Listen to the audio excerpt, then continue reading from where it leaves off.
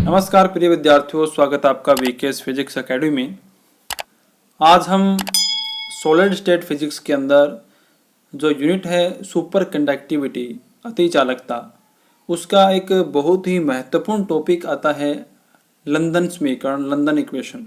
काफ़ी इम्पोर्टेंट है और ये अति चालकता को पदार्थों के अंदर समझने में बहुत ही महत्वपूर्ण रोल निभाती है।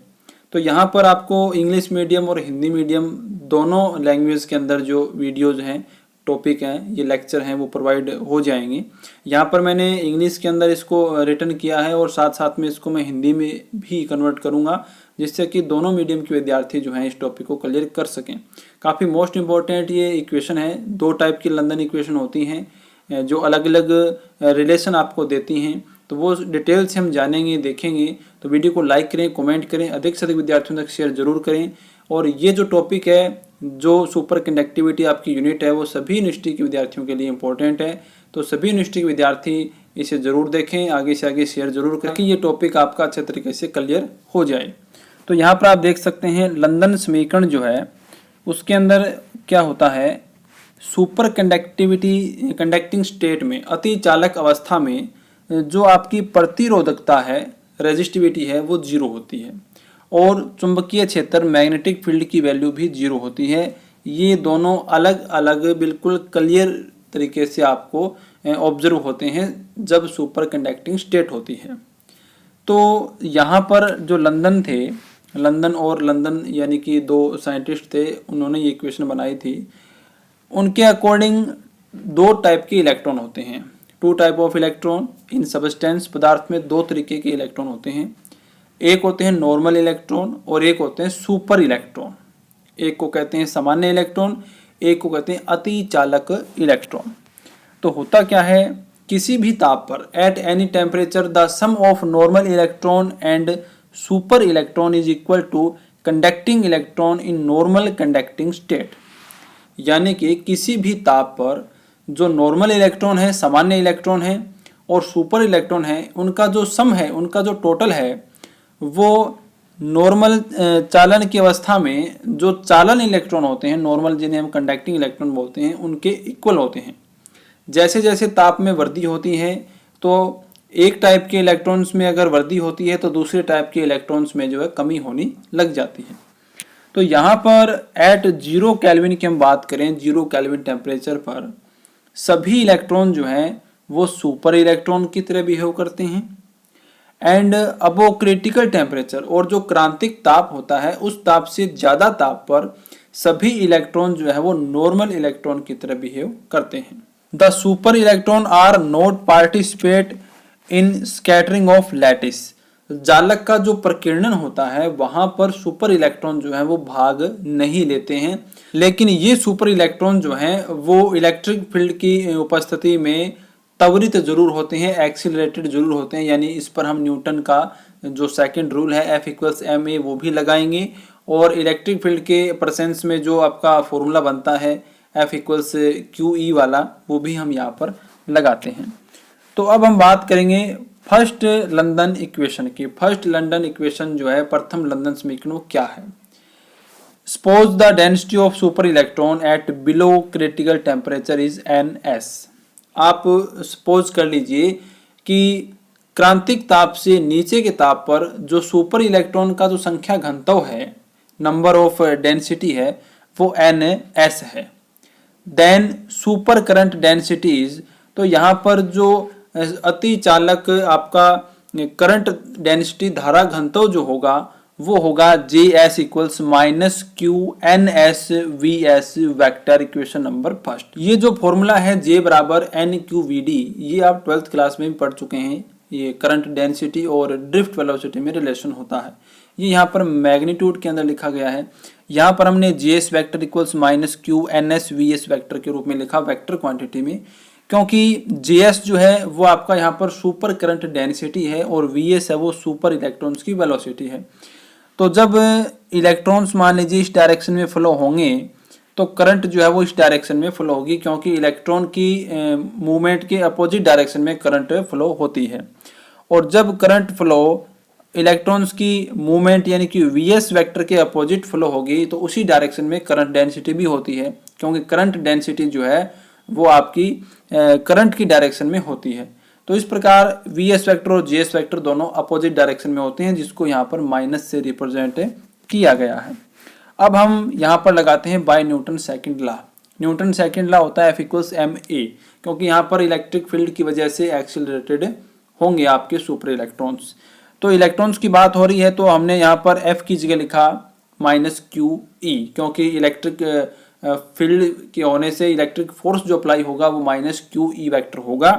और यहाँ पर A एक्सिलरेशन है तो m del VS vector upon del T जो है हमने यहाँ पर एक्सिलरेशन को रिप्रेजेंट कर दिया, क्योंकि वेलोसिटी का वन टाइम डिफरेंशियल जो है वो एक्सेलरेशन होता है। इक्वेशन नंबर आ गई 2। अब आप क्या करेंगे, अब आप यहाँ पर देख सकते हैं कि हम इक्वेशन फर्स्ट का डिफरेंशियल करेंगे। डिफरेंशियल करेंगे तो यहाँ पर आएगा del JS vector upon del T minus QNS, क्योंकि ये तो कांस्टेंट है, और del VS vector upon del T। तो इस प्रकार से हम यहाँ पर इक्वेशन फर्स्ट का डिफरेंशियल जब करते हैं तो हमारे पास आता है del VS vector upon del T equals -NS del VS vector upon del T। अब इक्वेशन फर्स्ट के अंदर हमारे पास del VS vector upon del T की वैल्यू देख सकते हो आप, ये आएगी -QE वेक्टर बाय M। ये वैल्यू आप इक्वेशन नंबर यहाँ पर रखेंगे del VS vector upon del T की जगह। तो यहाँ पर मैंने इसकी वैल्यू जो है वो पुट कर दी है। तो यहाँ माइनस माइनस प्लस हो जाएगा, Q इंटू Q स्क्वेयर हो जाएगा, NS आ जाएगा, E वेक्टर आ जाएगा और अपॉन में आएगा M। तो ये आप देख सकते हैं कि ये जो रिलेशन यहाँ पे बन गया है del JS vector upon del T equals Q square NS E vector by M, equation number 3, इसे कहते हैं फर्स्ट लंदन इक्वेशन। और यहाँ पर आप देख सकते हैं इसमें रेजिस्टेंस नहीं आया है, यानी कि यहाँ पर सुपर कंडक्टिंग स्टेट के अंदर जो आपका रेजिस्टेंस है वो प्रेजेंट नहीं होता है। रेजिस्टेंस प्रेजेंट नहीं होने का मतलब है कि यहाँ पर करंट फ्लो जो है वो होता रहता है। इसके अलावा एक कंडीशन हम दे सकते हैं कि यदि यहाँ पर हम बताएं कि इलेक्ट्रिक फील्ड अगर जीरो हो जाए, सुपर कंडक्टिंग स्टेट में अगर इलेक्ट्रिक फील्ड जीरो हो जाता है तो ये स्टेप जीरो हो जाएगा, और इस स्टेप के जीरो होने से ये वैल्यू जो है ये जीरो के इक्वल आ जाएगी। और ये वैल्यू जीरो के इक्वल आने का मतलब है कि टाइम के रिस्पेक्ट में JS वेक्टर में चेंज जो है वो नहीं होगा, यानी कि JS वेक्टर जो है वो कांस्टेंट हो जाता है। और JS कांस्टेंट होने का मतलब हो जाएगा कि यहाँ पर कंटिन्यूसली लगातार जो करंट है वो फ्लो होती रहेगी। तो ये आपको लंदन इक्वेशन से पता चलता है कि सुपर कंडक्टिंग स्टेट के अंदर अतिचालक अवस्था में इलेक्ट्रिक फील्ड जीरो होने पर भी करंट आपकी लगातार कंटिन्यूसली फ्लो होती रहती है। तो ये थी आपकी फर्स्ट लंदन इक्वेशन। और नॉर्मल कंडीशन के अंदर जो आप रूल देते हैं JS वेक्टर का, सिग्मा E वेक्टर, जो आप ओम के रूल का सदिश रूप भी बताते हैं, 12th क्लास में हमने पढ़ा है। तो यहाँ पर आप देख सकते हैं अगर हम कंपैरिजन करें तो Q square NS by M जो है वो यहाँ पर आपकी कंडक्टिविटी को रिप्रेजेंट करता है। अब हम बात करते हैं सेकंड लंदन इक्वेशन की। तो सेकंड लंदन इक्वेशन के अंदर क्या है, हमारी इक्वेशन थर्ड जो हमने अभी प्राप्त की है इसका हमें दोनों तरफ करल लेना है, क्रॉस प्रोडक्ट हमें लेना है, करल लेना है।